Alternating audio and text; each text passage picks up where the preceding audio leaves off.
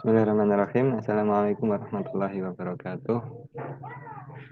Kali ini kami dari kelompok 6 yang beranggotakan Sheila Fajri Islami, yang kedua Tridesi Murniwati, yang ketiga Raka Pratama, yang terakhir saya sendiri yaitu Yusuf Nasrullah akan mempresentasikan mengenai antimicrobial agent. Yang pertama yaitu penggolongan bahan pengawet.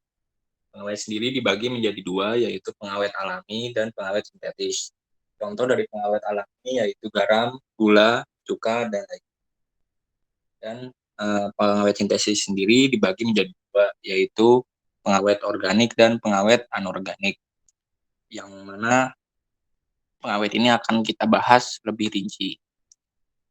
Selanjutnya yaitu penggolongan atau macam-macam pengawet organik dan anorganik, yaitu ada sulfit dan sulfur dioxide, terus kemudian ada nitrit dan nitrit salt, kemudian ada acetic acid, ada propionic acid, ada sorbic acid, dan other medium chain fatty acids.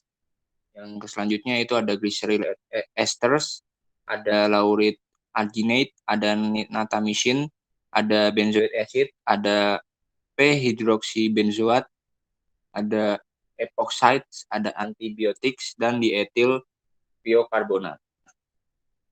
Selanjutnya yaitu definisi pengawet sendiri, yaitu bahan tambahan makanan yang mencegah atau menghambat fermentasi, pengasaman, atau penguraian lain terhadap makanan yang disebabkan oleh mikroorganisme, menurut Menteri Kesehatan tahun 1988.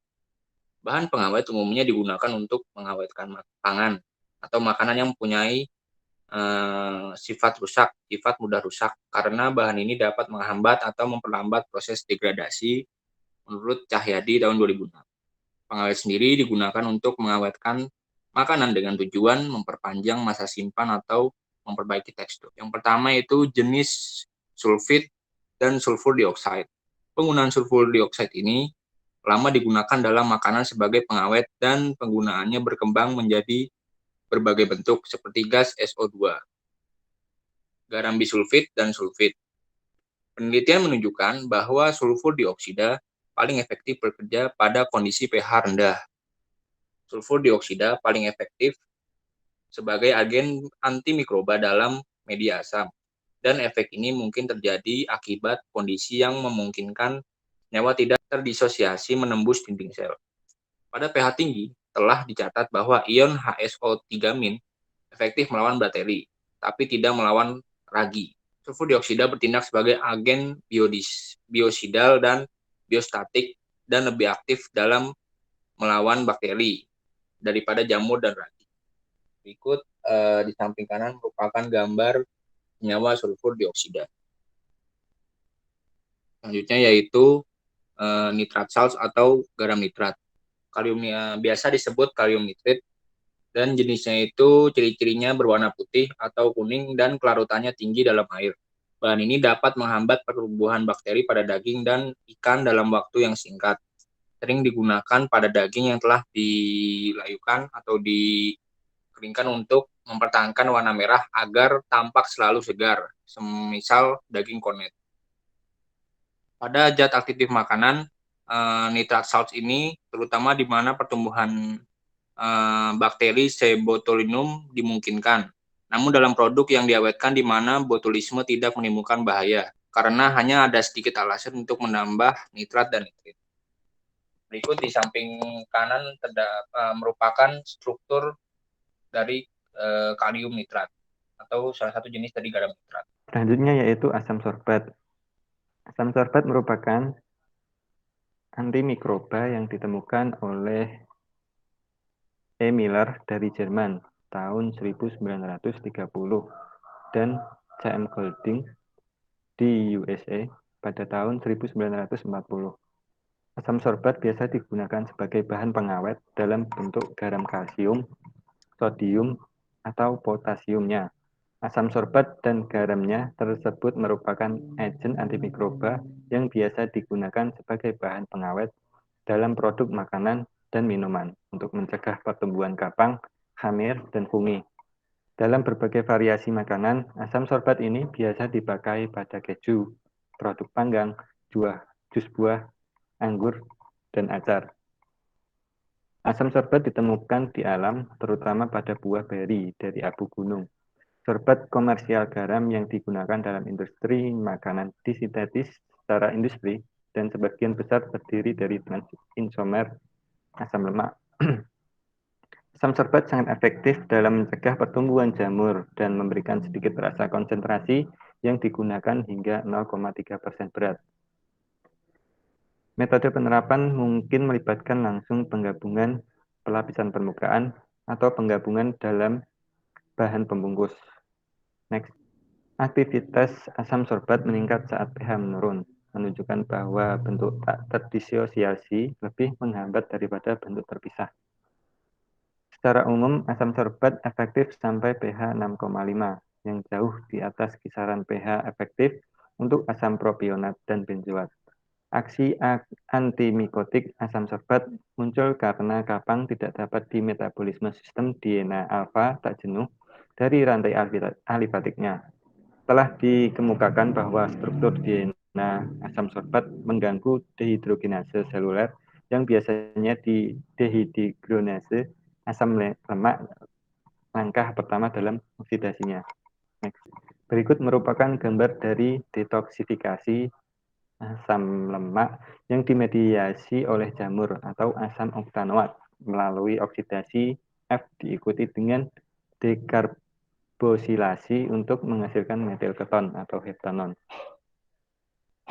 Asam lemak jenuh juga cukup menghambat banyak jamur seperti Penicillium roqueforti, namun beberapa dari cetakan ini mampu memediasi oksidasi beta dari lemak jenuh asam ke asam beta keto yang sesuai, terutama ketika konsentrasi asam hanya sedikit menghambat. Dekarboksilasi asam beta keto yang dihasilkan menghasilkan metil yang sesuai keton ditunjukkan pada gambar ini.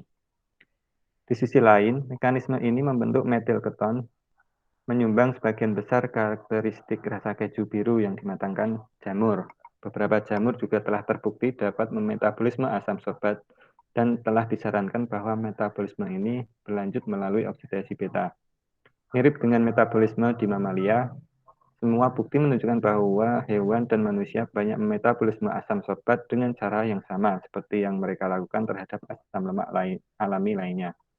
Meskipun asam sorbat pada awalnya mungkin tampak cukup stabil dan tidak reaktif, seringkali secara mikrobiologis atau kimiawi diubah dalam makanan. Next.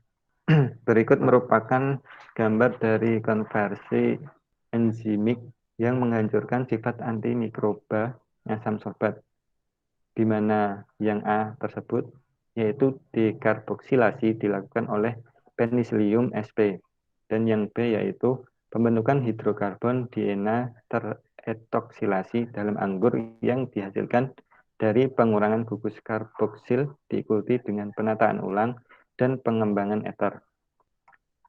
Dua mekanisme lain untuk menonaktifkan antimikroba sifat asam sorbat ditunjukkan pada gambar tersebut. Reaksi berlabel A pada gambar tersebut telah membuktikan bahwa hal ini melibatkan dekarboksilasi langsung asam sorbat untuk menghasilkan hidrokarbon 1,3-pentadiena. Aroma intens dari senyawa ini bisa menyebabkan rasa tidak enak seperti bensin atau hidrokarbon saat pertumbuhan jamur terjadi pada makanan yang mengandung asam sorbat, terutama pada permukaan keju yang diolah dengan sorbat. Berikut merupakan reaksi asam sorbat dengan sulfur dioksida. Asam sorbat kadang-kadang digunakan dalam kombinasi dengan sulfur dioksida dalam kondisi aerobik, terutama dengan adanya cahaya. SO3 radikal terbentuk, kemudian radikal ini membentuk ikatan olefin sulfonat serta meningkatkan oksidasi asam sorbat. Reaksi ini yang secara unik melibatkan asam sorbat tidak sangat dipengaruhi oleh adanya antioksidan konvensional. Dan makanan yang dipegang secara aerob yang mengandung sulfur dioksida dan asam sorbat sangat rentan terhadap autooksidasi dan kondisi anaerob. Kombinasi asam sorbat dan sulfur dioksida dalam makanan menghasilkan reaksi nukleofilik ion sulfit atau SO3 yang jauh lebih lambat. Next. Selanjutnya ada gliseryl ester. Banyak asam lemak dan monogliserida menunjukkan aktivitas antimikroba yang jelas terhadap bakteri. Gliseril monolaurat, juga dikenal dengan nama monolaurin, adalah penghambatan terhadap beberapa Staphylococcus dan Streptococcus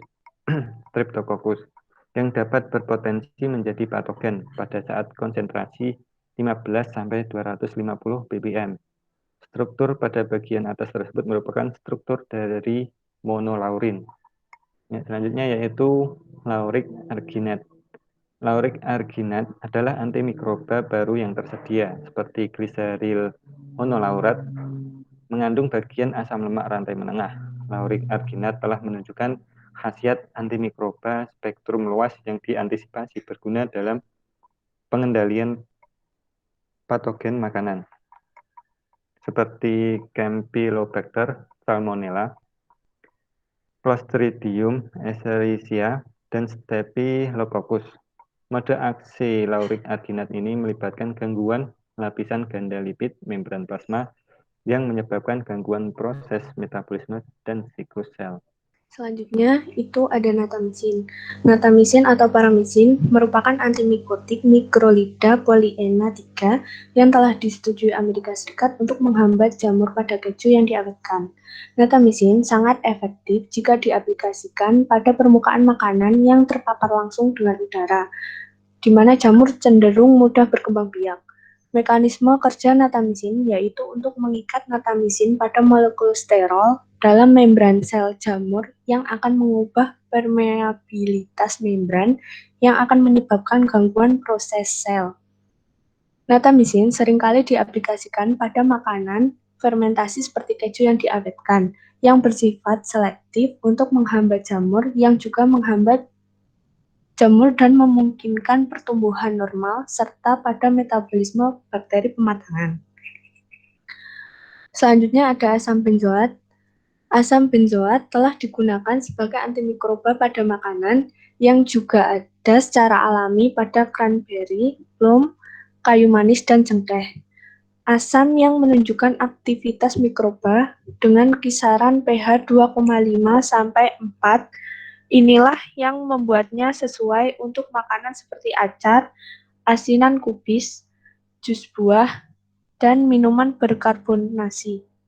Benzoat menunjukkan aktivitas mikroba yang sangat sedikit pada makanan dengan pH 5,2 sampai 5,5. Garam natrium dan kalium dari asam benzoat lebih sering digunakan karena mudah terdispersi dalam makanan yang berair. Garam benzoat seringkali diubah menjadi bentuk terprotonasi aktif karena paling efektif melawan jamur dan bakteri. Asam benzoat ini seringkali digunakan dan dikombinasikan dengan asam sorbat atau paraben dengan tingkat penggunaannya 0,05% hingga 0,1%. Telah ditemukan bahwa asam benzoat ini tidak menyebabkan kerusakan atau timbulnya efek pada manusia apabila dikonsumsi dalam jumlah kecil. Dengan jumlah kecil ini dapat dihilangkan dari tubuh, terutama setelah terjadinya konjugasi dengan glisin seperti pada gambar di samping untuk membentuk asam hiporat atau benzoyl glisin. Next. Selanjutnya ada p-hydroxyl alkyl ester. Ini paraben merupakan sekelompok alkyl ester dari asam p-hidroksibenzoat yang telah digunakan secara luas sebagai antimikroba pada makanan, produk farmasi, dan kosmetik. Pada gambar di samping terdapat struktur metil 4, propil 5, dan heptil 6 yang merupakan contoh paraben yang digunakan dalam negeri. Sedangkan di beberapa negara lain menggunakan etil dan butil ester. Paraben memiliki sedikit rasa yang dapat secara efektif menjadi penghambat jamur, namun tidak efektif untuk melawan bakteri, terutama bakteri gram negatif. Aktivitas mikroba paraben akan meningkat dan kelarutannya dalam air akan menurun dengan seiring bertambahnya rantai alkil. Namun, pada rantai pendek seringkali digunakan karena karakteristik kelarutannya. Berbeda dengan antimikotik lainnya. Paraben akan aktif pada pH 7. Gugus fenolik yang ada memberikan asam lemah ke molekul yang kemudian ester akan stabil untuk hidrolisis pada suhu yang digunakan untuk sterilisasi. Paraben ini memiliki banyak sifat yang sama dengan asam benzoat. Paraben juga menunjukkan nilai yang rendah bagi manusia. Selanjutnya ada epoksida. Sebagian besar antimikroba yang digunakan pada makanan menunjukkan efek penghambatan pada konsentrasi yang digunakan kecuali etilen 7 dan propilen 8 oksida. Sterilisasi kimiawi digunakan untuk menangani makanan tertentu dengan kelembapan yang rendah untuk mensterilkan bahan kemasan aseptik. Untuk mencapai kontak dalam mikroorganisme, epoksida digunakan dalam keadaan uap dengan paparan yang memadai. Kemudian, sisa dari epoksida yang tidak bereaksi akan dihilangkan dengan pembilasan. Epoksida merupakan ether siklik reaktif yang dapat menghancurkan semua bentuk mikroorganisme, termasuk spora dan virus. Namun, mekanisme kerjanya ini kurang dipahami. Pada etilen oksida, dinyatakan bahwa alkilasi dari metabolit perantara esensial memiliki gugus hidroetil memiliki hasil yang mematikan. Untuk penggunaan epoksida ini hanya pada bahan makanan yang kering, seperti nutmegs dan rempah-rempah, karena epoksida ini sangat cepat bereaksi dengan air. Next. Selanjutnya adalah antibiotik. Jadi, tak hanya di bidang kesehatan, antibiotik juga digunakan di bidang pangan sebagai pengawet. Antibiotik sendiri merupakan metabolit sekunder yang terbentuk sebagai zat sisa dari metabolisme sel yang menunjukkan adanya aktivitas antimikroba selektif. Sedangkan untuk prinsip mengawetkan makanan sebenarnya hanya satu, yakni mencegah kerusakan makanan yang disebabkan oleh pertumbuhan mikroba pembusuk, di mana pertumbuhan mikroba ini dapat dihambat melalui banyak jalan seperti pengaturan suhu, pH, tekanan, serta menambah substansi antimikroba tertentu yang bersifat bakterisidal atau efek mematikan bagi mikroba. Sehingga tentu saja antibiotik ini dapat berperan dalam pengawetan makanan karena memiliki aktivitas antimikroba. Lalu antibiotik yang digunakan sebagai pengawet yang pertama adalah nisin. Nisin merupakan peptida antibakteri polisiklik yang diproduksi oleh bakteri Lactococcus lactis. Nisin adalah pengawet tidak berwarna, tidak berasa, berbentuk bubuk, yang umumnya kerap ditambahkan pada makanan seperti produk olahan susu seperti keju dan susu kental manis. Namun, bisa juga ditambahkan pada makanan kalengan, saus, sosis, hingga bir. Nisin efektif membunuh bakteri Clostridium botulinum dan Bacillus cereus.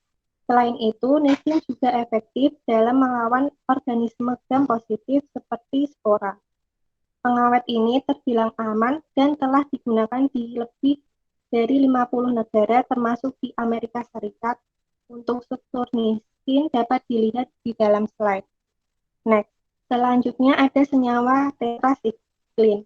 Tetrasiklin merupakan antibiotik polipeptida spektrum luas yang diproduksi dari genus Streptomyces dari Actinobacteria, di mana senyawa tetrasiklik yang digunakan dalam pengawet makanan yaitu klortetrasiklin dan oksitetrasiklin.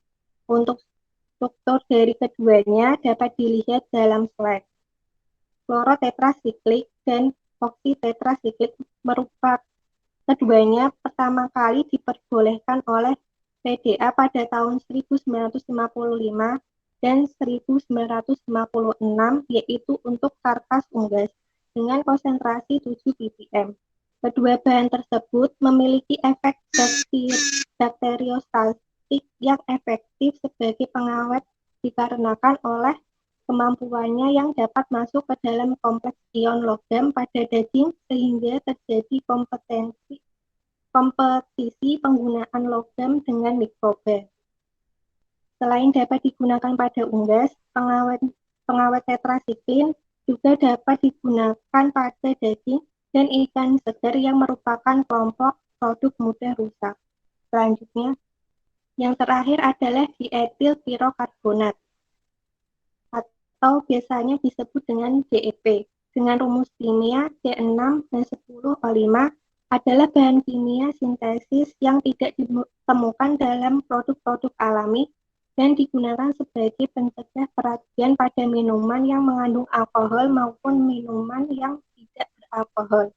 Hal ini dikarenakan dietil pirokarbonat mudah terhidrolisis membentuk etanol dan karbon dioksida, di mana dengan kadar 120 ppm sampai 300 ppm dalam minuman asam yang memiliki pH di bawah 4 dapat merusak peragian selama 60 menit dan organisme lain seperti bakteri asam laktat.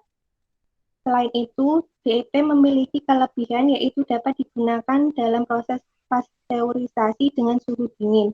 DEP sering digunakan untuk pengawet pada susu dan produk susu, bir, jus jeruk, atau minuman buah-buahan lain sehingga minuman ini dapat bertahan lama.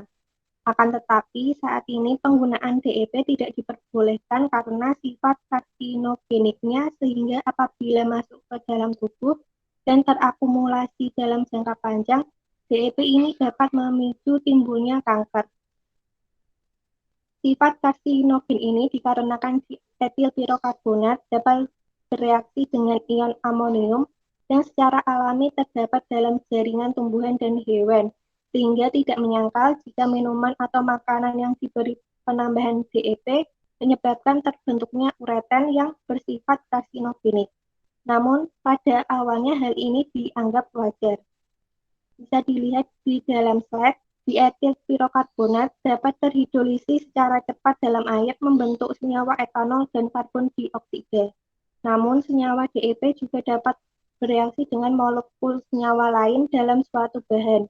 DEP dalam parutan antara pH 4-9 dapat bereaksi dengan amonia membentuk senyawa uretan. Senyawa uretan inilah yang bersifat karsinogen. Akan tetapi, dari beberapa hasil penelitian menunjukkan penambahan DEP dalam produk fermentasi termasuk roti, anggur, bir juga menghasilkan uretan. Sehingga terlepas dari kejadian alami terbentuknya uretan, maka penambahan DEP ini tidak lagi diizinkan. Sekian presentasi dari kelompok 6. Apabila ada pertanyaan, silahkan diajukan di Elena. Wassalamualaikum warahmatullahi wabarakatuh.